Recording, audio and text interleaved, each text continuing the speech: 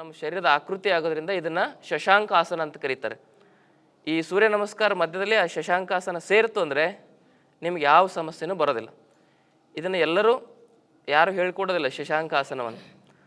ನಾವು ಇದನ್ನು ಸುಮಾರು ಒಂದು 5-6 ವರ್ಷ ಸಂಶೋಧನೆ ಮಾಡಿ ಈ ಆಸನವನ್ನು ಸೇರಿಸಿದ್ದೇವೆ. ಇದಕ್ಕೆ ಶಶಾಂಕಾಸನ ಅಂತ ಕರೀತಾರೆ. ಹೀಗೆ 7ನೇ ಆಸನ ಶಶಾಂಕಾಸನ. ರಿಲ್ಯಾಕ್ಸ್ ಆಗಬೇಕು, ಹಣೆಯನ್ನು ನೆಲಕ್ಕೆ ಸ್ಪರ್ಶ ಮಾಡಬೇಕು. ಇನ್ನು 8ನೇ ಆಸನ ಮತ್ತು ಭುಜಂಗಾಸನ. ಮೇಲೆ ನೋಡಬೇಕು, ಕಾಲೆರಡು ಸೇರ್ಕೊಂಡಿರಬೇಕು, ಎದೆಯನ್ನು ಹಿಗ್ಗಿಸ್ಬೇಕು, ಮೇಲೆ ಆಕಾಶದತ್ತ ಮುಖ ಮಾಡಬೇಕು. ಇನ್ನು 9ನೇ ಆಸನ ಅಧೋಮುಖ ಶ್ವಾನಾಸನ, ಡೌನ್ವರ್ಡ್ ಫೇಸಿಂಗ್ ಡಾಗ್ ಅಂತ ಹೇಳ್ತಾರೆ. ಕಾಲು ಮಡಚಬಾರ್ದು, ಕಾಲು ನೇರವಾಗಿರಬೇಕು, ಕೈ ನೇರವಾಗಿರಬೇಕು. ಸೊಂಟವನ್ನು ಎಷ್ಟು ಸಾಧ್ಯನಷ್ಟು ಮೇಲೆತ್ತಿ ನಿಮ್ಮ ತಲೆಯನ್ನು ನೆಲಕ್ಕೆ ಸ್ಪರ್ಶ ಮಾಡಲಿಕ್ಕೆ ಪ್ರಯತ್ನ ಮಾಡಬೇಕು. ಹೀಗೆ 9 ವಾಪಸ್ ಯಾವ ಕಾಲು ಹಿಂದೆ ಹೋಗಿರ್ತದಲ್ಲ ಅದೇ ಕಾಲು ಮುಂದೆ ಬರಬೇಕು. ಅಶ್ವಸಂಚಲನ. ಮೇಲೆ ನೋಡ್ಬೇಕು. ಅಶ್ವಸಂಚಲನ ಅಂದರೆ ಕುದುರೆ ಓಡಿಸುವ ಒಂದು ಸ್ಥಿತಿ. ಆಮೇಲೆ 11 ಪಾದಹಸ್ತ. ನೋಡಿ, ಪಾದಕ್ಕೆ ಹಸ್ತ ತಾಗಬೇಕು.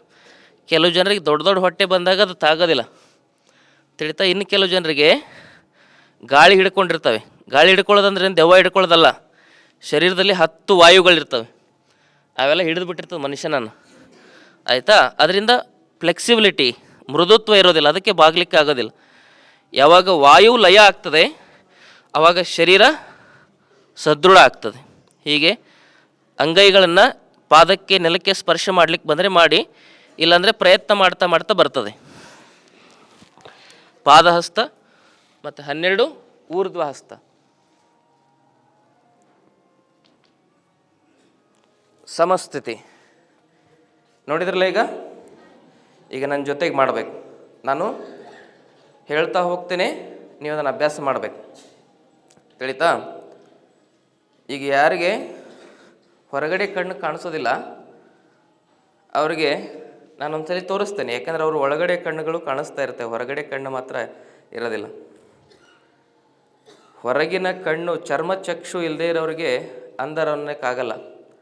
ಯಾರಿಗೆ ಪ್ರೀತಿಯ ಕಣ್ಣಿರೋದಿಲ್ಲ, ಯಾರಿಗೆ ಆಧ್ಯಾತ್ಮದ ಕಣ್ಣಿರೋದಿಲ್ಲ, ಯಾರಿಗೆ ಒಲವಿನ ಕಣ್ಣಿರೋದಿಲ್ಲ ಅವರು ಅಂಧರು.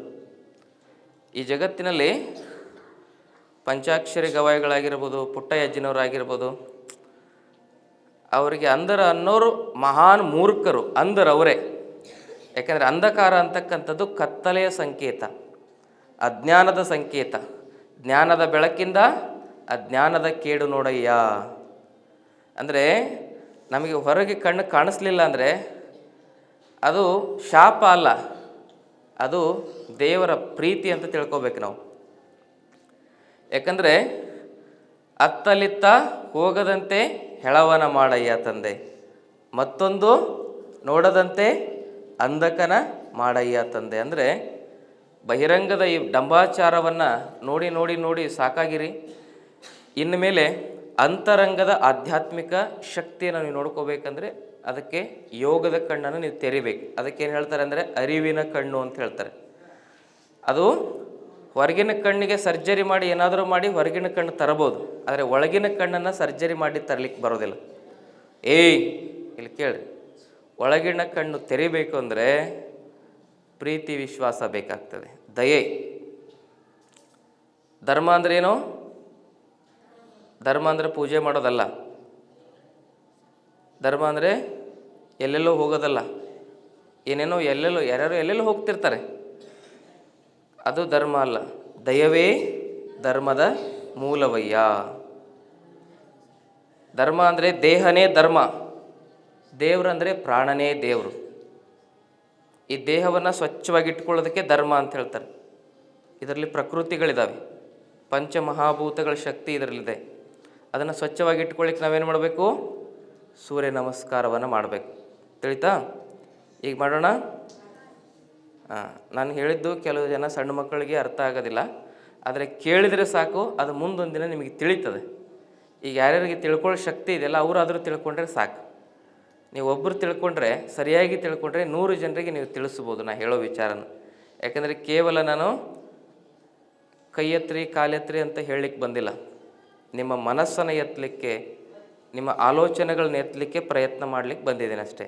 ಪ್ರಯತ್ನ ಅಷ್ಟೇ ನಮ್ಮದು. ಅದನ್ನು ಒಳ್ಳೆಯ ರೀತಿಯಲ್ಲಿ ತೆಗೆದುಕೊಂಡು ಉದ್ಧಾರ ಆಗೋದು ನಿಮಗೆ ಬಿಟ್ಟಿದ್ದು. ತಿಳಿತಾ? ಈಗ ನಾವೆಲ್ಲ ಮಾಡೋಣ ಸರಿಯಾಗಿ. ಹೆಂಗಿದ್ರೆ ನಿಂತ್ಕೊಳ್ರಿ, ಮುಂದೆ ಬಂದು ಸರಿಯಾಗಿ ನಿಂತ್ಕೊಳ್ರಿ. ಇಲ್ಲಿ ನೋಡಿ, ಸಂತೋಷವಾಗಿ ಮಾಡಬೇಕು, ಖುಷಿಯಿಂದ ಮಾಡಬೇಕು. ಆಯಿತಾ? ನಗ್ತಾ ಮಾಡಬೇಕು, ಆದರೆ ಗದ್ದಲ ಮಾಡಬಾರ್ದು. ತಿಳಿತಿಲ್ಲ? ಮಕ್ಕಳು ನೋಡ್ರಿ, ನಗ್ತಾವಿಲ್ಲ ಮಕ್ಕಳೆಲ್ಲ, ಚಿಕ್ಕ ಮಕ್ಕಳು. ಅದಕ್ಕೆ ಮಕ್ಕಳಿಗೆ ಏನು ಮಾಡ್ತಾರೆ, ಅನ್ಕಾನ್ಷಿಯಸ್ ಆಗಿ ಗೊತ್ತೇ ಇಲ್ದಂಗೆ ಮುತ್ತು ಕೊಡ್ತಾ ಇರ್ತಾನೆ ಮಕ್ಕಳಿಗೆ. ಮಕ್ಕಳನ್ನ ಎತ್ಕೊಂಡ ತಕ್ಷಣ ಮುತ್ತು ಕೊಡದೇ ಇರೋರು ಯಾರಿದ್ದಾರೆ? ಎಲ್ಲರೂ ಕೊಡ್ತಾರಲ್ಲ. ಯಾಕೆಂದರೆ ಮಕ್ಕಳ ಮುಖದಲ್ಲಿ ಕಲ್ಮಶ ಇರೋದಿಲ್ಲ, ಕಣ್ಣಿನಲ್ಲಿ ಕಲ್ಮಶ ಇರೋದಿಲ್ಲ, ಹೊಲಸ್ಸಿರೋದಿಲ್ಲ. ಮಕ್ಕಳಲ್ಲಿ ಮನಸ್ಸು ಹೊಲಸ್ಸಾಗಿರೋದಿಲ್ಲ. ನಗ್ತಾ ಇರ್ತವೆ ಮಕ್ಕಳು, ಅದಕ್ಕೆಲ್ಲ ಮುತ್ತು ಕೊಡ್ತಾರೆ. ನಮ್ಗೆ ಯಾರು ಬಂದು ಕೊಡ್ತಾರೆ ಮುತ್ತು? ಯಾಕಂದರೆ ನಮ್ಮ ಮುಖ ಹೇಗಾಗಿದ್ದಾವೆ, ಸತ್ತಿರೋ ಹೆಣದಕ್ಕಿಂತ ಕಡೆಯಾಗಿದ್ದಾವೆ. ಅಷ್ಟೆಲ್ಲ ತುಂಬ್ಕೊಂಡು ಬಿಟ್ಟಿದ್ದೇವೆ ಹೊಲಸೆಲ್ಲವನ್ನು. ಹೌದಾ? ಈಗ ಅದನ್ನು ಹೊಲಸು ಹೊರಗಡೆ ಹಾಕೋ ಪ್ರಯತ್ನ ಮಾಡೋಣ. ಮಕ್ಕಳ ಥರ ನಗಬೇಕು. ಭಾಳ ಜನ ಹೇಳ್ತಿರ್ತಾರೆ, ಮಕ್ಕಳಾಗದವರಿಗೆ ಮುಕ್ತಿ ಇಲ್ಲ. ಮತ್ತು ಕಲ್ಲಯ್ಯಜ್ಜರ ಪರಿಸ್ಥಿತಿ ಏನು ಅಂದರೆ, ಅವ್ರು ಹೇಳಿದ್ದೇನೆಂದರೆ, ಮಕ್ಕಳಾಗದವರಿಗೆ ಮುಕ್ತಿ ಇಲ್ಲ ಅಂದರೆ ನಾವು ಮಕ್ಕಳಾಗಲಿಲ್ಲ ಅಂದರೆ ನಮಗೆ ಮುಕ್ತಿ ಇಲ್ಲ ಅಂತ ಅರ್ಥ. ಮದುವೆ ಮಾಡಿಕೊಂಡು ಮಕ್ಕಳನ್ನ ಹಡಿಯದೇ ಇರೋರಿಗೆ ಮುಕ್ತಿ ಇಲ್ಲ ಅಂತ ಹೇಳಿಲ್ಲ ಅವರು. ಮಕ್ಕಳಾಗದವರಿಗೆ ಮುಕ್ತಿ ಇಲ್ಲ. ನಾವು ಮಕ್ಕಳ ಥರ ಆಗಬೇಕಂತ ಎಲ್ಲ ಮರಿಬೇಕು ನಾವು. ಈ ತುಂಬ್ಕೊಂಡಿರ್ತೇವಲ್ಲ, ಈಗ ನಮ್ಮ ಶಾಸ್ತ್ರಿಗಳು, ಹೇಮರಾಜ್ ಶಾಸ್ತ್ರಿಗಳು, ಯಾರಿಗಾದರೂ ಅವ್ರ ಫೋನ್ ಬಂದಾಗ ನಾನು ಬೆಳಗ್ಗೆ ಗಮನಿಸ್ತಾ ಇದ್ದೆ, ಸಾಷ್ಟಾಂಗ್ರಿ ಅಪ್ಪ ಅಂತ ಹೇಳ್ತಾರೆ. ಸಹ ಅಷ್ಟ ಅಂಗ ಅಂದರೆ 8 ಅಂಗಗಳ ಸಮರ್ಪಣೆ ಮಾಡಿ ನಿಮಗೆ ಕೃತಜ್ಞನಾಗಿದ್ದೇನೆ ಅಂತಕ್ಕಂಥ ಅರ್ಥ ಅದು. 8 ಅಂಗ ಸಮರ್ಪಣೆ ಮಾಡೋದಂದ್ರೆ ಏನು? 8 ಮದಗಳನ್ನು ಸಮರ್ಪಣೆ ಮಾಡೋದು. ಕುಲಮದ, ಚಲಮದ, ರೂಪಮದ, ಯೌವನಮದ, ರಾಜ್ಯಮದ, ತಪೋಮದ, ವಿದ್ಯಾಮದ ಅಂತಕ್ಕಂಥ 8 ಮದಗಳಿದಾವಲ್ಲ. ಈ 8 ಮದಗಳನ್ನು ಸಮರ್ಪಣೆ ಮಾಡಿದ್ದೇನೆ ಅನ್ನುವ ಸಂಕೇತವಾಗಿ ಸಾಷ್ಟಾಂಗ ಅಂತ ಹೇಳೋದು. ಆ 8 ಮದಗಳು ಮನಸ್ಸಿನಲ್ಲಿದ್ದು ನಾವು ಸಾಷ್ಟಾಂಗ ಅಂದರೆ ಏನಾಗ್ತದೆ? ಅದು ಉಪಯೋಗ ಇಲ್ಲದಿರತಕ್ಕಂಥ ಮಾತಾಗ್ತದೆ ಅಷ್ಟೇ. ಅದು ಬಾಯಲ್ಲಿ ಬ್ರಹ್ಮವ ಬೊಗಳಿದರೇನು, ನಾಯಿಯಂತೆ ಕೊಳೆ ಮೇಯುವೆ ಮನಸ್ಸೇ. ಬಾಯಲ್ಲಿ ಸಾಷ್ಟಾಂಗ ಅನ್ನಬೋದು, ಬಾಯಲ್ಲಿ ಅಷ್ಟಾಂಗ ಅನ್ನಬೋದು, ಬಾಯಲ್ಲಿ ಶರಣಾರ್ಥಿ ಅನ್ನಬೋದು. ಮನಸ್ಸಿನಲ್ಲಿ ಹೊಲಸಿದ್ರೆ ಹೌದಾ? ಅದಕ್ಕೆ ತನು ಮನ ಭಾವಗಳು ಒಂದಾಗಿರಬೇಕು. ಅದಕ್ಕೆ ಶರಣ ಸ್ಥಿತಿ ಅಂತ ಹೇಳ್ತಾರೆ. ಹಾಗೆ ಒಳಗೊಂದು ಹೊರಗೊಂದು ಮಾಡಬಾರ್ದು. ತಿಳಿತಿಲ್ಲೋ? ಎಲ್ಲ ಮುರಿಬೇಕು ನೀವು 8 ಮದಗಳನ್ನು. ಅಂದರೆ ನೀವು ಯೋಗಿಗಳಾಗ್ತೀರಿ. ಇಲ್ಲಾಂದರೆ ಭವ ರೋಗಿಗಳಾಗಲಿಕ್ಕೆ ನಿಮಗೆ ತೊಂದರೆ ಆಗ್ತದೆ. ಆಯ್ತಲ್ಲ? ಈಗ ಮಾಡಿ, ಶುರು ಮಾಡೋಣ. ಜಾಸ್ತಿ ನಾನು ಮಾತಾಡ್ಬಿಡ್ತೀನಿ ಜಾಸ್ತಿ, ಅದಕ್ಕೋಸ್ಕರ ಮೊದಲು ಶುರು ಮಾಡಿಬಿಡ್ರಿ. ಏನು ಹೇಳ್ತಾರಂದರೆ, ಹೆಣ್ಮಕ್ಳನ್ನು ಸೀರೆ ಅಂಗಡಿಯಲ್ಲಿ ಬಿಡಬಾರ್ದಂತೆ, ಬೇಗ ಬರಲ್ಲ ಅವರು. ಎಮ್ಮೆನ ನೀರಲ್ಲಿ ಬಿಡಬಾರ್ದು, ಅದು ಬೇಗ ಬರೋದಿಲ್ಲ. ಇನ್ನು ಜಾಸ್ತಿ ಮಾತಾಡ್ರ ಕೈಲಿ ಮೈಕ್ ಕೊಡಬಾರ್ದು. ಹೌದಿಲ್ಲ? ಅದಕ್ಕೆ ಸ್ವಲ್ಪ ಮಾತು ಕಡಿಮೆ ಮಾಡಿ ಅಭ್ಯಾಸ ಜಾಸ್ತಿ ಮಾಡೋಣ. ತಿಳಿತಿಲ್ಲ? ಏನೋ ತಿಳುವಳಿಕೆ ಇರಲಿ ಅಂಥೇಳಿ ನನ್ನ ಅನುಭವಗಳನ್ನು ನಿಮ್ಮ ಜೊತೆಗೆ ಹಂಚ್ಕೊಂಡಿದ್ದೇನೆ ಅಷ್ಟೇ. ನಾನು ಯಾರಿಗೂ ಬೋಧನೆ ಮಾಡೋದಿಲ್ಲ. ಯಾಕಂದರೆ ಬೋಧಿಸುವ ಹಕ್ಕು ಬದುಕಿಗೆ ಮಾತ್ರ ಇದೆ. ಯಾರಿಗೂ ಬೋಧಿಸುವಷ್ಟು ನಾನು ದೊಡ್ಡವನಲ್ಲ. ನನ್ನ ಬದುಕಿನಲ್ಲಿ ನನ್ನ ಅನುಭವಗಳು ಏನಾಗಿದ್ದಾವೆ ಅದನ್ನು ನಿಮ್ಮ ಜೊತೆಗೆ ಕೇವಲ ಹಂಚಿಕೊಳ್ಳುತ್ತಾ ಇದ್ದೀನಿ ಅಷ್ಟೇ. ತಿಳಿತಿಲ್ಲೋ? ಈಗ ಶುರು ಮಾಡೋಣ ಬನ್ನಿ. ನಮಸ್ಕಾರ ಸ್ಥಿತಿ. ಇಲ್ಲಿ ನೀವಿಲ್ಲಿ ನೋಡ್ರು, ನಾನು ಈ ಕಡೆ ನಾನು ಹಿಂಗೆ ತಿರುಗಿದ್ರೆ ಮಾಡೋಕ್ಕೆ ಬರ್ತದೇನು? ಅದಕ್ಕೆ ನೀವು ಹಿಂಗೆ ಮಾಡಿರಿ. ನನಗೆ ಈ ಥರ ಮಾಡಲಿಕ್ಕೆ ಇಲ್ಲಿ ಉದ್ದ ಹಿಂಗಿದೆಯಲ್ಲಪ್ಪ, ಅದಕ್ಕೆ ಹಿಂಗೆ ಮಾಡ್ತಾಯಿದ್ದೆ ನಾನು. ಸರಿ, 2 ಕೈಯನ್ನು ನಮಸ್ಕಾರ ಸ್ಥಿತಿಯಲ್ಲಿ ಇಟ್ಕೊಳ್ಳಿ. ಕಣ್ಣು ಮುಚ್ಚಿ. ಸಹಜ ಭಾವದಲ್ಲಿರಬೇಕು. ನಮ್ಮ ಮನಸ್ಸು ಲಯಕ್ಕೆ ಬರ್ತದೆ. 2 ಹಸ್ತಗಳನ್ನು ಸೇರಿಸಿದಾಗ ಎಡಭಾಗದ ಮೆದುಳು ಬಲಭಾಗದ ಮೆದುಳು ಏನಾಗ್ತದೆ? ಸಮನ್ವಯಗೊಳ್ತದೆ. ದೇಹವನ್ನು ಸಮನ್ವಯಗೊಳಿಸೋದಕ್ಕೆ ಯೋಗ ಅಂತ ಹೇಳ್ತಾರೆ. ಎಡಗೈ ಕನಿಷ್ಠ ಬಲಗೈ ಶ್ರೇಷ್ಠ ಅಂದರೆ ಯೋಗ ಅಲ್ಲ ಅದು. ಬೆಳಗ್ಗೆ ಎದ್ದು ಎಡಗೈ ಸ್ಟ್ರೈಕ್ ಮಾಡಿದ್ರೆ ಅದರಿಂದ ತಳ್ಕೊಳ್ತೀರಿ. ಹೌದಿಲ್ಲೋ? ದೇಹದ ಅಂಗಾಂಗದಲ್ಲಿ ಉಚ್ಚ ನೀಚ ಎನ್ನುವುದಿಲ್ಲ. ತಿಳಿತಿಲ್ಲೋ? ಈಗ ನೇರವಾಗಿ ನಿಂತ್ಕೊಳ್ಳಿ. ನಮಸ್ಕಾರ ಸ್ಥಿತಿ. ಸಮನ್ವಯ ಆಗಬೇಕು, ಎರಡೂ ಮೆದುಳು ಸಮನ್ವಯ ಆಗ್ತದೆ, ಅಂದರೆ ಬ್ಯಾಲೆನ್ಸ್ ಆಗ್ತದೆ. ಇಲ್ಲಾಂದರೆ ಒಂದು ಕಡೆ ಶಕ್ತಿ ಹೆಚ್ಚಿಗೆ, ಒಂದು ಕಡೆ ಶಕ್ತಿ ಕಮ್ಮಿ ಆದರೆ ಏನಾಗ್ತದೆ, ಮನಸ್ಸಿನ ಸ್ಥಿತಿ ಏನಾಗ್ತದೆ, ಹಾಳಾಗ್ತದೆ. ನಾಡಿಗಳು ಏನಾಗ್ತವೆ, ಏರುಪೇರಾಗ್ತವೆ. ನಾಡಿಗಳು ಏರುಪೇರಾದರೆ ಏನಾಗ್ತದೆ, ಜೀವನ ನಾಡಿ ಶುದ್ಧವಾಗಿಲ್ದಿದ್ರೆ ಅಡ್ನಾಡಿ ಆಗ್ತಾನೆ ಮನುಷ್ಯ. ತಿಳಿತಿಲ್ಲ? ಈಗ ಅಡ್ನಾಡಿಗಳಾಗಬೇಕ ನಾವು ಇಲ್ಲ. ನಾಡಿಗಳು ಬ್ಯಾಲೆನ್ಸ್ ಆಗಬೇಕಂದ್ರೆ ಸರಿಯಾಗಿ ನಮಸ್ಕಾರ ಸ್ಥಿತಿಯಲ್ಲಿ ನೇರವಾಗಿ ನಿಂತ್ಕೋಬೇಕು. ಏಕಂ ಊರ್ಧ್ವ ಹಸ್ತಾಸನ. ಬಾಗಿ ಹಿಂದೆ, ಬಾಗ್ರಿ ಹಿಂದೆ ಚೆನ್ನಾಗಿ ಬಾಗಬೇಕು. ಅಯ್ಯೋ ಪರಮಾತ್ಮ, ದಪ್ಪ ದಪ್ಪ ಬೀಳ್ತಿರಲ್ಲ, ನಿಧಾನ. ಇಲ್ಲಿ ನೋಡಿಲಿ, ಹೀಗೆ ಬಾಗ್ಬೇಕು. ಹೀಗೆ ಕೈ ಬಾಗಿಸ್ಬಾರ್ದು, ಕೈ ಬಾಗಿಸ್ಬಾರ್ದು, ಮೊಣಕಾಲು ಬಾಗಿಸ್ಬಾರ್ದು. ಈ ಕಿವಿಗೆ ಕೈಗಳು ಸ್ಪರ್ಶ ಆಗಿರ್ಬೇಕು. ಇಲ್ಲಿ ನೋಡಿಲ್ಲಿದೆ, ಹಿಂಗೆ ಕಿವಿಗೆ ಕೈ ಹಿಂಗೆ ಸ್ಪರ್ಶ ಆಗ್ಬೇಕು. ಹಿಂಗೆ ಬಾಗಬೇಕು, ಮಾತಾಡಬಾರ್ದು. ತಮ್ಮ, ನಾ ಇಷ್ಟೊತ್ತನ ಕೇಳಿ ಹೇಳಿದೆ ಮಾತಾಡಬಾರ್ದು ಅಂದರೆ ಒಟ ಒಟ ಮಾತಾಡ್ತಿರಲ್ಲೋ. ಮಾತಾಡಿದ್ರೆ ನೋಡಿ ಮತ್ತೆ ನಾಳೆಯಿಂದ ಬಾಯೇ ಮಾತಾಡಲಿಕ್ಕೆ ಬರೋದಿಲ್ಲ, ಬಾಯಿ. ಹಿಂದೆ ಬಾಗ್ರಿ. ಈ ಕೈ ಹೀಗೆ ಕಿವಿಗೆ ಸ್ಪರ್ಶ ಆಗಿರ್ಬೇಕಾ. ಆ ಒಂದು ಶಿಸ್ತಿರ್ಬೇಕು ಯೋಗಾಸನದಲ್ಲಿ. ಹೆಂಗೆ ಬೇಕಾದಂಗೆ ಮಾಡಿದರೆ ಯೋಗಾಸನ ಆಗೋದಿಲ್ಲ. ಹೀಗೆ ಬಾಗ್ರಿ. ಬಾಗಿ ಹಿಂದೆ ಕಿವಿಗಳಿಗೆ ಕೈ ಸ್ಪರ್ಶ ಆಗಬೇಕು. ಕಿವಿಗಳಿಗೆ ಹೀಗೆ ಎರಡು ಪಾದಹಸ್ತ. ಬಾಗಿ ಮುಂದೆ. ಬಾಗ್ರಿ. ಮೊಣಕಾಲು ಬಾಗಿಸ್ಬಾರ್ದು, ಮೊಣಕಾಲು ಬಾಗಿಸ್ಬಾರ್ದು.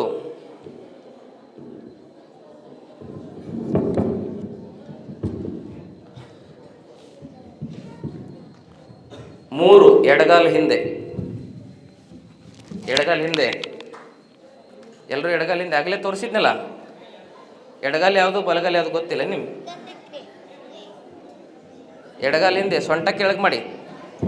ಬಾಯಿ ಮಾಡಬಾರ್ದು ತಮ್ಮ. ಇಲ್ಲಿ ನೋಡಿಲಿ, ಮಾತಾಡಬಾರ್ದು, ಮಾತಾಡಬಾರ್ದು. ಅಶ್ವ ಸಂಚಲನ. ನಾಳೆ ವೈರ್ಲೆಸ್ ತರಂತ. 4 ಅಧೋಮುಖ ಶ್ವಾನಾಸನ. ಎರಡು ಕಾಲು ಹಿಂದೆ, ಎರಡು ಕಾಲು ಹಿಂದೆ, ಎರಡು ಕಾಲು ಹಿಂದೆ.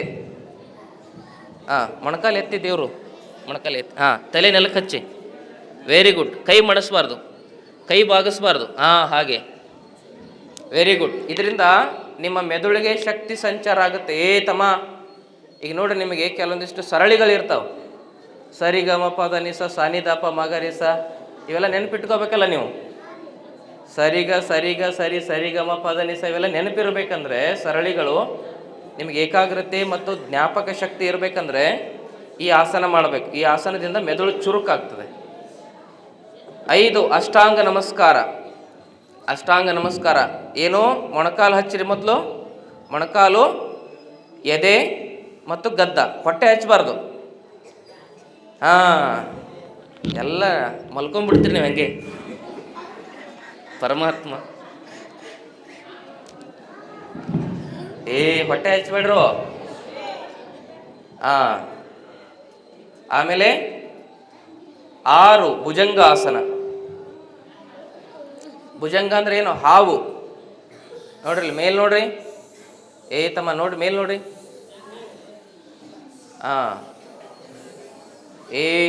ಅವ ಯಾರು ಸುಮ್ಮನೆ ಕೂತಾರಲ್ಲ, ಈ ಕಡೆ ಸರದ್ ಮಾಡಿ. ಈ ಕಡೆ ಭುಜಂಗಾಸನ ಮಾಡೋದ್ರಿಂದ ನಿಮಗೆ ಸೊಂಟ ನೋವು ಬರೋದಿಲ್ಲ. ಈ ಕೆಲವು ಜನ ನೋಡಿ ಸಂಗೀತ ಅಭ್ಯಾಸ, ಮಾತಾಡಬಾರ್ದು. ಸಂಗೀತ ಅಭ್ಯಾಸ ಮಾಡಬೇಕಾದ್ರೆ ಸೊಂಟ ನೋವು ಜಾಸ್ತಿ ಬರ್ತಿರ್ತದೆ ಕೂತು ಕೂತು. ಈ ಆಸನ ಮಾಡಿದ್ರೆ ನೀವೆಷ್ಟು 3-4 ತಾಸು ಕುಂತರೂ ಕೂಡ ನಿಮ್ಗೆ ಸೊಂಟ ನೋವು ಬರಲ್ಲ. 10 ತಾಸು ಕುಂತರೂ ಕೂಡ ಸೊಂಟ ನೋವು ಬರೋದಿಲ್ಲ. 7 ಶಶಾಂಕ ಆಸನ. ಮೊಲ. ಆಗಲೇ ಹೇಳಿದ್ನಲ್ಲ, ಶಶಾಂಕ ಅಂದರೆ ಹೇಗೆ? ಕಾಲು ಮಡಚಿ, ಮೊಣಕಾಲು ಮಡಚಿ, ಹಣೆ ನೆಲಕ್ಕೆ ಹಚ್ಚಿ. Very good.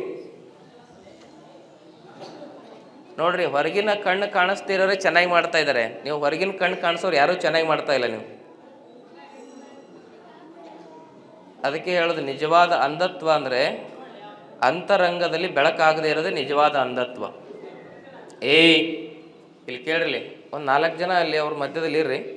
ಯಾರು ಗಲಾಟೆ ಮಾಡ್ತಾರಲ್ಲ ಅದನ್ನ ತಗೊಂಡು ಒಂದು ಹಿಂದಕ್ಕೆ ಒಂದು ಬಾರಿಸ್ರಿ, ಗೊತ್ತಾಗ್ತದೆ ಅವ್ರಿಗೆ. ಮಾತಾಡಿದವ್ರಿಗೆ ಬಾರಿಸೋದೆ. ಎಂಟು ಭುಜಂಗಾಸನ. ಮತ್ತು ಹಾವು, ಹಾವಿನ ಆಸನ ಮಾಡಬೇಕು. ಆದರೆ ಹಾವಿನಕ್ಕಿಂತ ವಿಷ ಮನಸ್ಸಿನಲ್ಲಿರಬಾರ್ದು. ಹಾವಿಗೆ ಬರೀ ಬಾಯಲ್ಲಿ ವಿಷ ಇರ್ತದೆ, ಮನುಷ್ಯರ ದೇಹದ ತುಂಬ ಮನಸ್ಸಿನ ತುಂಬೆಲ್ಲ ವಿಷಯನ ತುಂಬಿಕೊಂಡಿರ್ತದೆ. ಬಾಯಲ್ಲಿ ಮಾತ್ರ ಬಸಪ್ಪ, ಹೊಟ್ಟೆಗೆಲ್ಲ ವಿಷಪ್ಪ ಅಂತ ಹೇಳ್ತಾರಲ್ಲ, ಹಂಗಾಗಬಾರ್ದು. ಮೇಲ್ ನೋಡಿ, ಚೆನ್ನಾಗಿ ಮೇಲ್ ನೋಡ್ಬೇಕು. 9 ಅಧೋಮುಖ ಶ್ವಾನಾಸನ.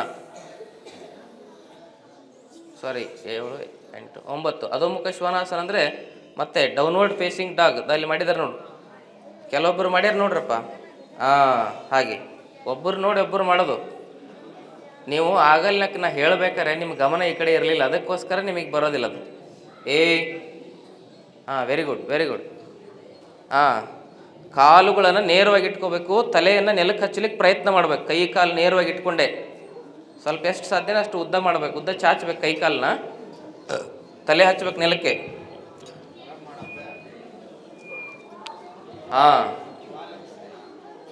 ಈಗ ಎಡಗಾಲ್ ಮುಂದೆ, ಎಡಗಾಲ್ ವಾಪಸ್, ಎಡಗಾಲ್ ವಾಪಸ್ ಬನ್ನಿ. ಅಶ್ವಸಂಚಲನ, ಉಸಿರು ತೆಗೆದುಕೊಳ್ತಾ ಅಶ್ವಸಂಚಲನ. ನೋಡಲಿ ಕರೆಕ್ಟಾಗಿ ಮಾಡಬೇಕು. ಈಗ ಮತ್ತೆ ಬಲಗಾಲ ವಾಪಸ್, ಪಾದಹಸ್ತ. ಪಾದಹಸ್ತ ಅಂದರೆ 2 ಹಸ್ತ ಪಾದ ಸೇರಿಸೋದು. ನಿಮ್ಮ ಕಾಲಿಗೆ ನೀವೇ ನಮಸ್ಕಾರ ಮಾಡ್ಕೊಳ್ಬೇಕು. ಬಾಗ್ರಿ, ಕೆಳಗೆ ಬಾಗ್ರಿ, ಚೆನ್ನಾಗಿ ಬಾಗಬೇಕು.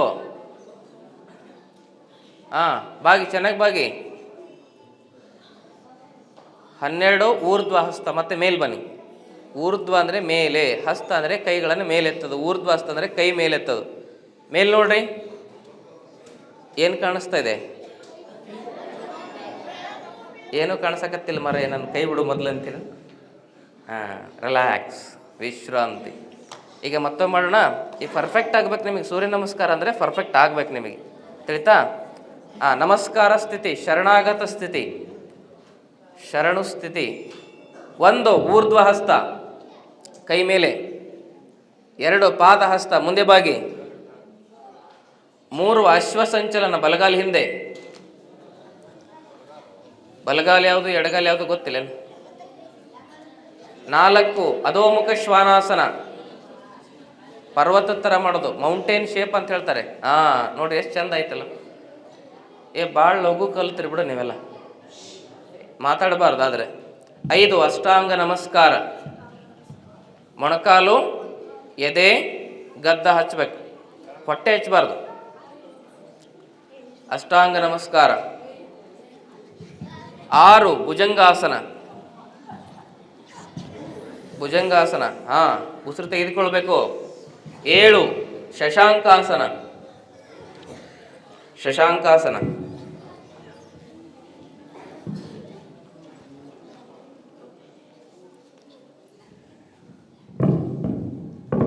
8 ಮತ್ತೆ ಭುಜಂಗಾಸನ. ಅಪ್ಪಿ ಈ ಕಡೆ ಇಟ್ಟು ಮಾಡ್ತೀನಿ ನೋಡಿ. 9 ಮತ್ತೆ ಅಧೋಮುಖ ಶ್ವಾನಾಸನ. Very good. ಕೆಳಗೆ ಬಾಗಬೇಕು. ಈ ಹುಡುಗ ಎಷ್ಟು ಚಂದ ಮಾಡೈತೆ ನೋಡಿ. Very good. ಏನು ಹೆಸರು? ನವೀನ್. ಚಂದ ಮಾಡ್ಯ ನೋಡಿ. ಕಾಲು ಮಡಚಬಾರ್ದು, ಕೈ ಮಡಚಬಾರ್ದು, ನೆಲಕ್ಕೆ ತಲೆ ಸ್ಪರ್ಶ ಆಗಬೇಕು. ಬಾಗಿ ಎತ್ತ ಮೇಲೆ ಮೊಣಕಲ್, ಕೈ ಸೀದಾ ಮಾಡ್ಕೋ.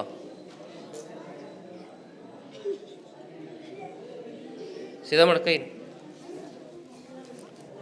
Very good, very good. ಹಾಗೇ ಇರಿ.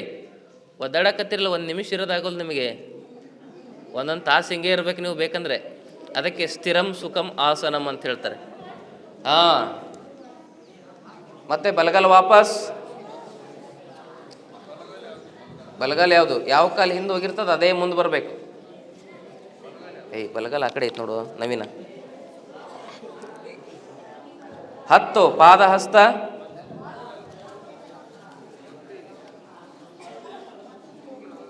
11 ಐತೆ ಇದು 11. 12 ಊರ್ಧ್ವ ಹಸ್ತ ಹಿಂದೆ ಬಾಗ್ರಿ ಹಿಂದೆ. ನಮಸ್ಕಾರ ಸ್ಥಿತಿ. ಶರಣಾಗತ ಸ್ಥಿತಿ ಇದು. ಮತ್ತೆ ಒಂದು ಊರ್ಧ್ವಹಸ್ತ, ಉಸಿರು ತೆಗೆದುಕೊಳ್ಳಿ, ಹಿಂದೆ ಬಾಗಿ. ಎರಡು ಪಾದಹಸ್ತ, ಉಸಿರು ಬಿಡ್ತಾ ಮುಂದೆ ಬಾಗಿ. ಮೂರು ಅಶ್ವಸಂಚಲನ, ಎಡಗಾಲ ಹಿಂದೆ, ಎಡಗಾಲ ಹಿಂದೆ. ನಾಲ್ಕು ಅಧೋಮುಖ ಶ್ವಾನಾಸನ, ಎರಡು ಕಾಲು ಹಿಂದೆ, ತಲೆ ಹಚ್ಚಿ ನೆಲಕ್ಕೆ. ಐದು ಅಷ್ಟಾಂಗ ನಮಸ್ಕಾರ.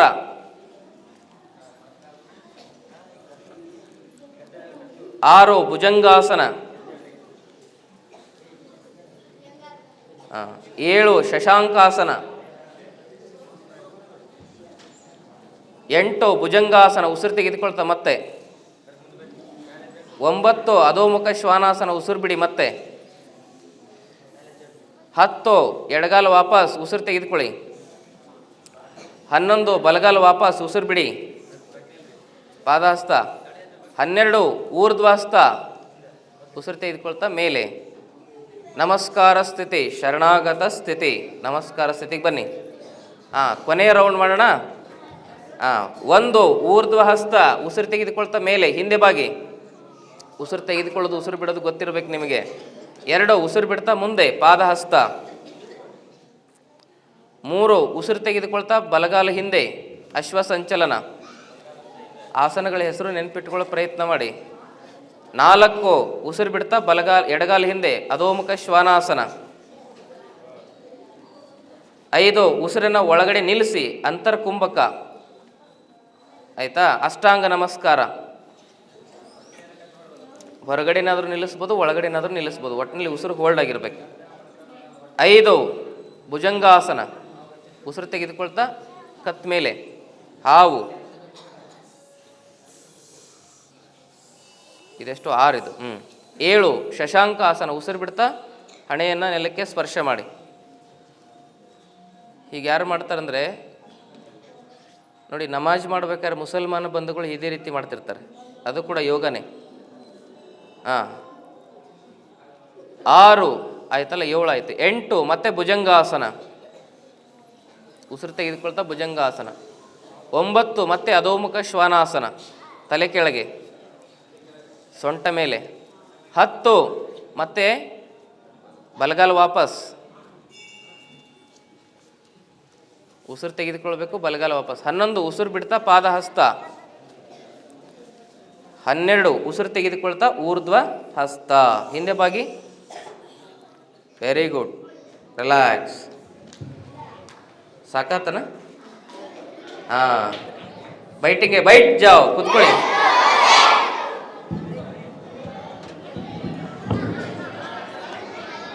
ಕೂತ್ಕೊಳ್ಳಿ. ತಮ್ಮ ಚೆನ್ನಾಗಿ ಕೂತ್ಕೋಬೇಕು. ಊಟಿಗೆ ಉಟ್ ಜಾವ್,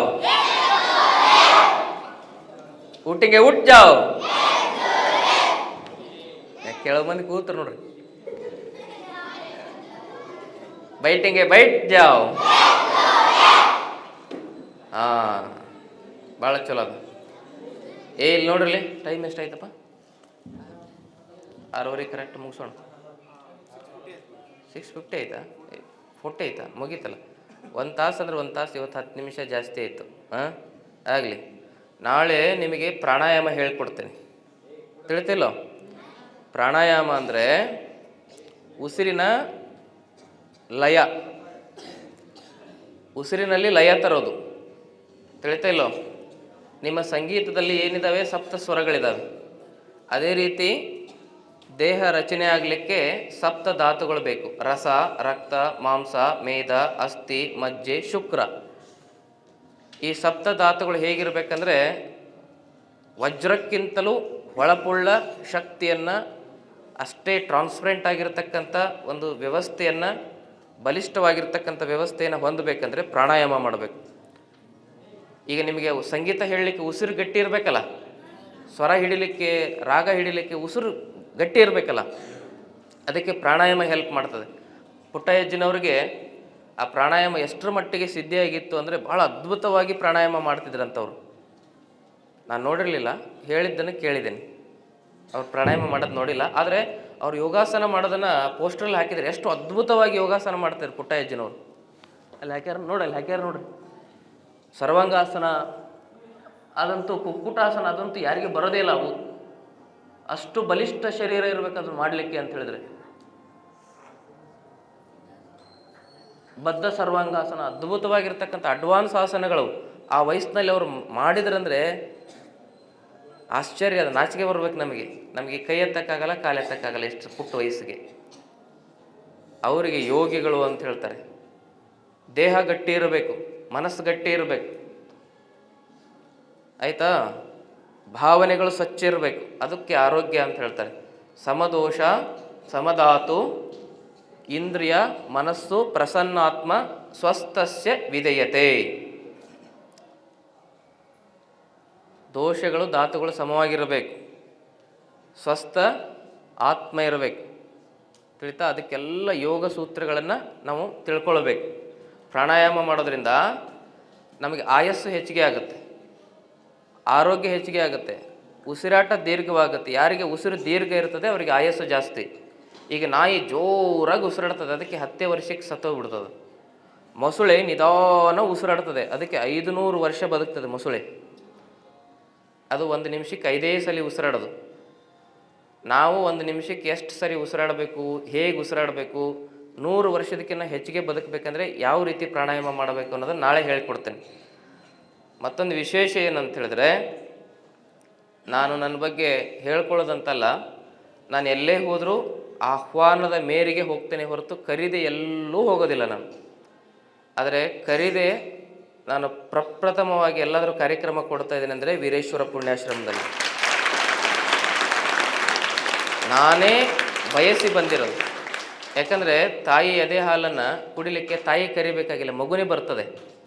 ಯಾಕಂದರೆ ತಾಯಿ ಎದೆ ಹಾಲಿನಲ್ಲಿ ಅಂಥ ಶಕ್ತಿ ಇರ್ತದೆ. ಅದಕ್ಕೆ ಜಗತ್ತಿನಲ್ಲೆಲ್ಲ ನಾನು ಸಂತ ಮಹಾಂತರನ್ನ ನೋಡಿದ್ದೇನೆ. ಆದರೆ ನಿಜವಾಗಲೂ ಧರ್ಮದ ಭಾಷೆ ಯಾವುದು ಅಂತೇಳಿದರೆ, ಧರ್ಮಕ್ಕೆ ಭಾಷೆ ಇಲ್ಲ. ಕನ್ನಡ, ಹಿಂದಿ, ಇಂಗ್ಲೀಷು, ಸಂಸ್ಕೃತ, ತೆಲುಗು, ಮಲಯಾಳಿ, ಅರಬ್ಬು ಎಲ್ಲ ಭಾಷೆಗಳಿದಾವಲ್ಲ, ಆಯಾ ಭಾಷೆಗಳಲ್ಲಿ ಕೆಲವೊಂದಿಷ್ಟು ಆ ಮತದ ಗ್ರಂಥಗಳು ಉತ್ಪತ್ತಿಯಾಗಿದ್ದಾವೆ. ಒಂದೊಂದು ಮತ, ಈಗ ಮುಸಲ್ಮಾನ ಮತ, ಕ್ರಿಸ್ತ ಮತ, ಬೌದ್ಧ ಮತ, ಸಿಖ್ ಮತ ಅಂತ ಹೇಳ್ತಾರೆ. ಮತ ಅಂದರೆ ಒಂದು ಪುಸ್ತಕ ಬರೀತಾರೆ ಕೆಲವು ಮಹಾತ್ಮರು, ಅದನ್ನು ಅನುಯಾಯಿಗಳನ್ನು ಅದಕ್ಕೆ ಹುಟ್ಕೊಳ್ತಾರೆ. ಆ ಪುಸ್ತಕವೇ ಸತ್ಯ ಅಂತ ಒಪ್ಕೊಳ್ತಕ್ಕಂಥ ಅನುಯಾಯಿಗಳು ಹುಟ್ಟುತ್ತಾರೆ, ಅದಕ್ಕೆ ಮತ ಅಂತ ಹೇಳ್ತಾರೆ. ಆದರೆ ಧರ್ಮ ಅಂದ್ರೇನು? ದೈವೇ ಧರ್ಮದ ಮೂಲ. ಆ ಧರ್ಮಕ್ಕೆ ಭಾಷೆ ಯಾವುದಂದರೆ ಅದು ಸಂಗೀತವೇ ಧರ್ಮದ ಭಾಷೆ. ಧರ್ಮದ ಭಾಷೆ ಸಂಗೀತ. ಅದಕ್ಕೆ ಅಂಥ ಜಗತ್ತಿಗೆ ಧರ್ಮ ಭಾಷೆಯನ್ನು ಕೊಟ್ಟಿರ್ತಕ್ಕಂಥ ಪರಮ ಪೂಜ್ಯ ಪಂಚಾಕ್ಷರಜ್ಜವ್ರಿಗೆ, ಪುಟ್ಟಯ್ಯಜ್ಜವ್ರಿಗೆ ನಾವು ಎಷ್ಟು ಏನು ಸಲ್ಲಿಸಲಿಕ್ಕೆ ಆಗದೇ ಇರತಕ್ಕಂಥದ್ದು ಅದು ಏನು ಹೇಳಲಿಕ್ಕಾಗಲ್ಲ. ಅಲ್ಲಿಂದ ಅತ್ತಂತ ಮಾತಿಲ್ಲ, ಮಾತಿನಲ್ಲಿ ಕೃತಜ್ಞತೆಯನ್ನು ಸಲ್ಲಿಸಲಿಕ್ಕಾಗಲ್ಲ. ಏನೋ ಒಂದು ಅದು ಮಾತಿಗೆ ನಿಲುಕಿದರೆ ಮಾತಿನಲ್ಲಿ ಕೃತಜ್ಞತೆಯನ್ನು ಸಲ್ಲಿಸ್ಬೋದು. ಆದರೆ ಅವರು ಮಾತಿಗೆ ನಿಲುಕದ ವ್ಯಕ್ತಿತ್ವ ಅವರೆಲ್ಲ. ಅಂಥ ಪವಿತ್ರ ಜಾಗದಲ್ಲಿ ನೀವು ಅಭ್ಯಾಸ ಮಾಡ್ತಾ ಇದ್ದೀರ. ಸಂಗೀತ ಅಂದರೆ ಕೇವಲ ಏನಾಗಿದೆ ಈಗ, ಅದು ಅಟ್ರಾಕ್ಷನ್ ಆಗಿದೆ. ಸಂಗೀತ ಅಂದರೆ ಅಟ್ರಾಕ್ಷನ್ ಅಲ್ಲ, ಅದು ಸಂಗೀತ ಅಂದರೆ ಎಂಟರ್ಟೈನ್ಮೆಂಟ್ ಅಲ್ಲ. ಸಂಗೀತ ಅಂದರೆ ಎನ್ಲೈಟನ್ಮೆಂಟ್. ಸಂಗೀತ ಅಂದರೆ ದಿವ್ಯತೆ. ಅದನ್ನು ಸಂಗೀತದ ದಿವ್ಯತೆಯನ್ನು ಬೆಳಗತಕ್ಕಂಥ ಜಗತ್ತಿನಲ್ಲಿ ಯಾವುದಾದ್ರೂ ಒಂದೇ ಕ್ಷೇತ್ರ ಇದ್ದರೆ ಅದು ವೀರೇಶ್ವರ ಪುಣ್ಯಾಶ್ರಮ. ಇಲ್ಲಿ ಸಂಗೀತ ಎನ್ಲೈಟ್ಮೆಂಟು, ಎಂಟರ್ಟೈನ್ಮೆಂಟ್ ಅಲ್ಲ. ತಿಳಿತಿಲ್ಲೋ? ಹಾಗಾಗಿ ನೀವು ಕೂಡ ಆ ರೀತಿ ಎನ್ಲೈಟ್ಮೆಂಟ್ ಆಗಬೇಕು. ಇದೊಂದು ಯೋಗನ, ಇದಕ್ಕೆ ಗಾನ ಯೋಗ ಅಂತ ಹೇಳ್ತಾರೆ. ಏನು ಹೇಳ್ತಾರೆ? ಗಾನ ಯೋಗ. ಈ ಯೋಗದಲ್ಲಿ ಬೇಗ ನಮ್ಮ ಒಳಗಿರ್ತಕ್ಕಂಥ ಆ ಅಂತರ್ಪ್ರಜ್ಞೆ ಬೇಗ ಅರಳುತ್ತದೆ. ನನಗಂತೂ ಸಂಗೀತದ ಬಗ್ಗೆ ಭಾಳ ಒಲವು. ಯಾಕಂದರೆ ನಮ್ಮ ಅಜ್ಜ ದೊಡ್ಡಾಟದ ಕಲಾವಿದ. ನನಗೆ ಸಂಗೀತ ಕಲಿಬೇಕಂತ ಭಾಳ ಇಷ್ಟ ಐತೆ, ಆದರೆ ಸಮಯ ಇಲ್ಲ, ಹಾಗಾಗಿಬಿಟ್ಟದೆ. ಯಾಕಂದರೆ ಡೈಲಿ ನಾನು 100-150 ಜನ ರೋಗಿಗಳನ್ನು ನೋಡಬೇಕು. ನಮ್ಮದು ಆಶ್ರಮ ಇದೆ ಬೆಂಗಳೂರಲ್ಲಿ, ಹುಬ್ಬಳ್ಳಿಯಲ್ಲಿ. ನಾನು ಆಯುರ್ವೇದಿಕ್ ವೈದ್ಯನಾಗಿ ಸೇವೆ ಮಾಡ್ತಾ ಇದ್ದೀನಿ. ಹಲವಾರು ಪೇಷಂಟ್ಗಳು ಬರ್ತಿರ್ತಾರೆ, ಅವ್ರು ನೋಡೋದ್ರಲ್ಲಿ ಎಲ್ಲ ರೋಗಗಳಿಗೆ ಔಷಧಿ ಇದೆ, ಆಯಿತಾ. ಆದರೆ ಮನೋರೋಗಕ್ಕೆ ಔಷಧಿ ಇಲ್ಲ ಈ ಜಗತ್ತಿನಲ್ಲಿ. ಅದು ಹೋಗಬೇಕಂದ್ರೆ ಮನೋರೋಗಕ್ಕೆ ಔಷಧಿ ಯಾವುದಂದರೆ ಅದು ಯಾವಾಗ ಒಂದ್ಸಲಿ ಬರ್ತಾರೆ ಗುರುಗಳು, ನಾನು ಕರೆಸ್ದೆ, ಅವ್ರು ಕಲಿಸ್ತಾರೆ. ನನ್ನ ಮಗಳು ಆಟ ಆಡ್ತಾ ಇದ್ಲು. ಆಟ ಆಡ್ತಾ ಇರ್ಬೇಕಾದ್ರೆ ನಮ್ಮ ಗುರುಗಳು ಏನು ಹೇಳಿದರು, ಚೆನ್ನಾಗಿ ಆಟ ಆಡ್ತಾ ಇದ್ಲು, ಆಕೆ ಸುಮ್ಮನೆ ಬಂದು ಕೂರಂಗೆ ಮಾಡ್ತಾನೆ ನೋಡ್ರಿ ಗುರುಗಳಂದರು. ಆ ಸಂಗೀತದಲ್ಲಿ ಯಾವುದೋ ಒಂದು ಮೂರಾನೋ ಯಾವುದೋ ಒಂದು ರಾಗ ಬಾರಿಸಿದ್ರಪ್ಪ ಅವರು. ಆ ರಾಗ ಬಾರಿಸ್ದಾಗ ಅದು ಯಾವುದಂತ ನಾಳೆ ಕೇಳ್ಕೊಂಬಂದು ಹೇಳ್ತೀನಿ. ಆ ರಾಗ ಬಾರಿಸ್ದಾಗ ನನ್ನ ಮಗಳು ಆಟ ಆಡುತ್ತಾ ಇರೋಳು ತುಂಬ ಕುಣಿದಾಡ್ತಿದ್ಲಕ್ಕೆ, ಸುಮ್ಮನೆ ಬಂದು ಕುತ್ಕೊಂಡ್ಬಿಟ್ಲಕ್ಕೆ ಆ ರಾಗ ಕೇಳಿ, ಸೈಲೆಂಟಾಗಿ ಕೂತ್ಕೊಂಡ್ಳು. ಅಂದರೆ ಮನುಷ್ಯನನ್ನು ವೈಲೆಂಟ್ನಿಂದ ಸೈಲೆಂಟ್ ಮಾಡ್ತಕ್ಕಂಥ ಶಕ್ತಿ ಸಂಗೀತಕ್ಕೆ ಮಾತ್ರ ಇದೆ. ರಾಕ್ಷಸನನ್ನು ಕೂಡ ಪರಿವರ್ತನೆ ಮಾಡುವ ಶಕ್ತಿ ಸಂಗೀತಕ್ಕಿದೆ, ಆಯಿತಾ? ಅದು ಸಂಗೀತ ಅಂದರೆ ಸಂಗೀತವಾಗೇ ಇರಬೇಕು. ಅದನ್ನು ನೀವು ಚೆನ್ನಾಗಿ ಕಲಿಬೇಕು. ನೀವು ದೊಡ್ಡ ಈ ಸರಿಗಮಪದಲ್ಲಿ ಪದನಿಸ ಅಂತ ಏನೋ ಒಂದು ಕಾರ್ಯಕ್ರಮ ಬರ್ತದಲ್ಲ, ಅದರಲ್ಲಿ ಭಾಳ ನಮ್ಮ ಆಶ್ರಮದ ವಿದ್ಯಾರ್ಥಿಗಳು ಬಂದು ಅಲ್ಲಿ ಇದು ಮಾಡ್ತಾರೆ, ಹಾಡು ಹೇಳ್ತಾರೆ. ನನಗೆ ಅದನ್ನು ಕೇಳಿದಾಗ ಭಾಳ ಸಂತೋಷ ಅನ್ನಿಸ್ತದೆ. ಹಾಗೆ ಅದಕ್ಕಿಂತ ದೊಡ್ಡ ವೇದಿಕೆ ಅಂದರೆ ನಿಮ್ಮ ಹೃದಯ ವೇದಿಕೆ. ಆ ಹೃದಯದ ವೇದಿಕೆಯನ್ನು ಸ್ವಚ್ಛವಾಗಿ ಇಟ್ಕೊಂಡ್ರೆ ಮಾತ್ರ ನೀವು ಸಂಗೀತಗಾರರಾಗ್ತೀರಿ. ಇಲ್ಲಾಂದರೆ ನೀವೇನಾಗ್ತೀರಿ, ಕೇವಲ ಹೊಟ್ಟೆಪಾಡಿನ ಕಲೆಗಾರರಾಗ್ತೀರಷ್ಟೇ. ಹೊಟ್ಟೆಪಾಡಿನ ಕಲೆಗಾರರಾಗೋದಲ್ಲ, ನಿಜವಾದ ಸಂಗೀತಗಾರರಾಗಬೇಕು, ಸ್ವಾಭಿಮಾನಿ ಸಂಗೀತಗಾರರಾಗಬೇಕು, ಸಹೃದಯ ಸಂಗೀತಗಾರರಾಗಬೇಕು ಅನ್ನೋದು ನಮ್ಮ ಆಸೆ. ಈ ಮಠದಲ್ಲಿ ಅದು ಸಿಗ್ತದೆ ನಿಮಗೆ. ಅದನ್ನು ಬಳಸ್ಕೊಳ್ತಕ್ಕಂಥ ತಾಕತ್ತು ನಿಮ್ಮಲ್ಲಿ ಇರಬೇಕಷ್ಟೇ ಅಂತಕ್ಕಂಥ ಮಾತನ್ನು ಹೇಳ್ತಾ ಹೆಚ್ಚು ಮಾತಾಡೋದಿಲ್ಲ. ಈ ಕಾರ್ಯಕ್ರಮಕ್ಕೆ ನಮ್ಮನ್ನು ಕರೆಸಲಿಕ್ಕೆ ಮೂಲ ಕಾರಣೀಭೂತರಾಗಿರ್ತಕ್ಕಂಥ ಹೇಮರಾಜ್ ಶಾಸ್ತ್ರಿ ಅವರಿಗೆ ಹಾಗೂ ನಮ್ಮನ್ನು ಈ ಒಂದು ಕಾರ್ಯಕ್ರಮಕ್ಕೆ ಆಹ್ವಾನ ಮಾಡಿ ನಮಗೆ ಕಾರ್ಯಕ್ರಮ ನಡೆಸಲಿಕ್ಕೆ ಮೂಲ ಕಾರಣೀಭೂತರಾಗಿರ್ತಕ್ಕಂಥ ಕಲ್ಲಯ್ಯಜ್ಜನವರಿಗೂ ಹಾಗೂ ವೇದಿಕೆ ಮೇಲಿರುವ ಎಲ್ಲ ಪೂಜ್ಯರಿಗೂ ತಮ್ಮೆಲ್ಲರ ಜಂಗಮ ಪಾದಗಳಿಗೆ ಭಕ್ತಿಯ ಶರಣಾರ್ಥಿ.